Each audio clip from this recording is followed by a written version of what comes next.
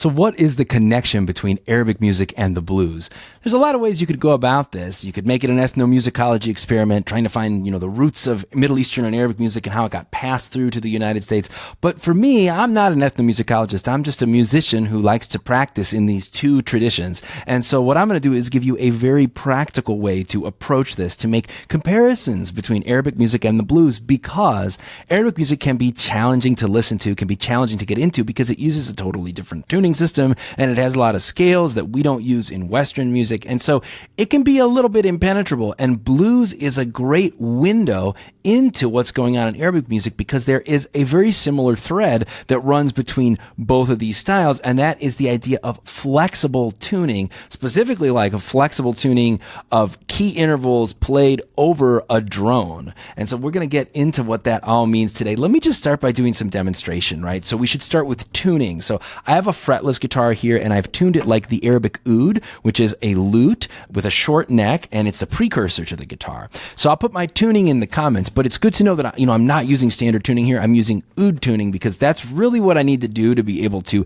execute some of the phrases from Arabic music, which are intimately tied to the oud and its fingerings. Okay, so what we're going to do is we're going to start. Here's D.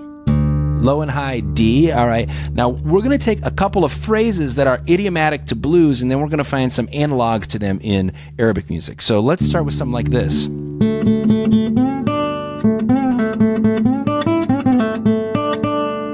Right. How about that? This is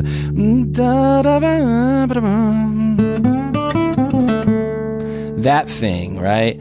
Which you've heard in blues before. Now, let me find you an analogy from Maqam Rast, which is an Arabic maqam.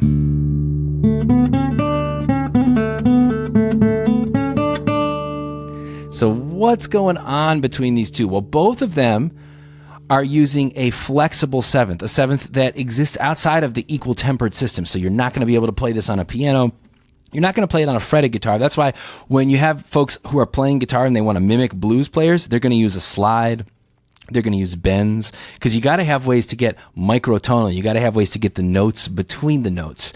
And in this case, both with the blues lick and with the little bit of phrasing from Maqam Rast, both of those have a seventh that is not equal tempered. Now in blues, we're sliding.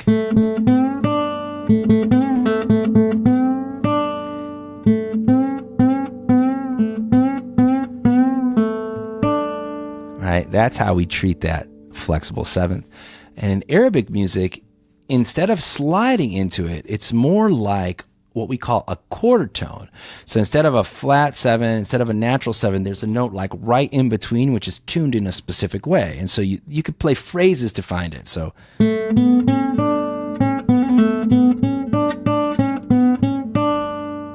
that's a phrase I like to use that will help me hear the quarter tone on the seventh.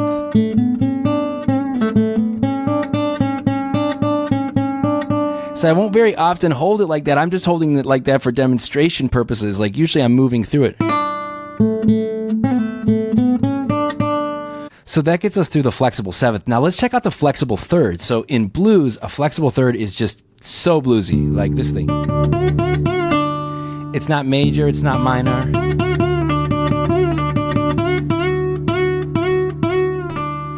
We can brighten it up to make it feel major. Or we can have it a little bit lower and darker. Right. Now, in Arabic music, we have this microtonal third, but it's a quarter tone third.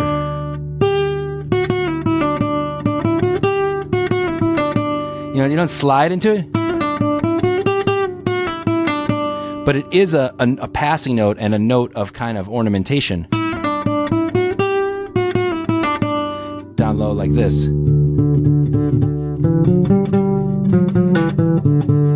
And that's that quarter tone third, man. The quarter tone third of Rast. Very Arabic, but also kind of bluesy if we start sliding into it. It's, in Arabic music, we can go. But in blues, maybe more like not that far away. Blues and then Arabic. All right, so let's do one last thing here. So I like to also talk a little bit about how we're playing over a drone, but we can move between chords. Like in blues, all the time we're moving between 1 and 4. We get a lot of that going on. Now, Arabic music does not have chords. It's a melodic system, not a harmonic system. But we do have bass movement. And bass movement up a fourth is a thing that you're going to hear in a lot of Arabic music. So as an example, to wrap this up, what I'm going to do here is I'm going to play a different maqam. I'm going to play a little bit from Hijaz, and I'm going to play it on A.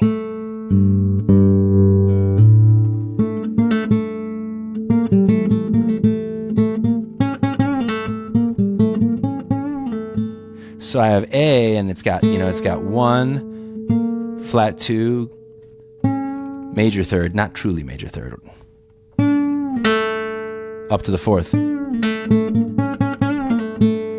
if I want, like, I guess I could put an A7 chord, if you want to hear the bluesy side, right?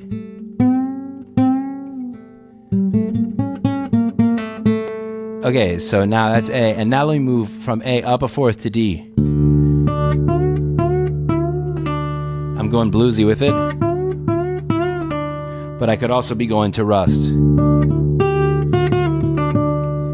This is just so common, to have something like Hijaz on the 1, so if we're in A, Hijaz on A.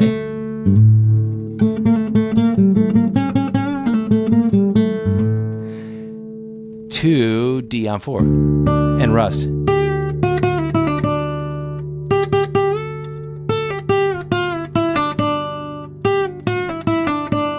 Right? So if I really want to blend the sound of Arabic music and the blues, I might put Hijaz on A, and then when I go to the fourth on D, I'll put blues.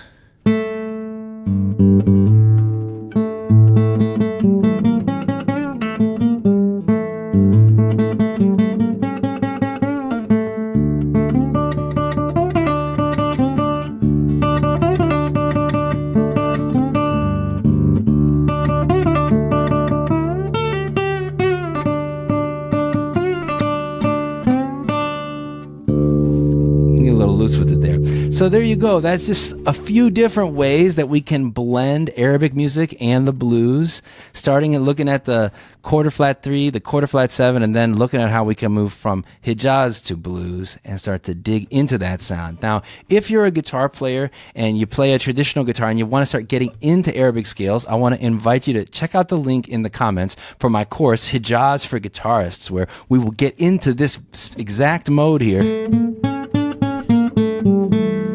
and show you how you can play that and faithfully execute it, as faithfully as possible, I should say, on a traditional fretted electric guitar.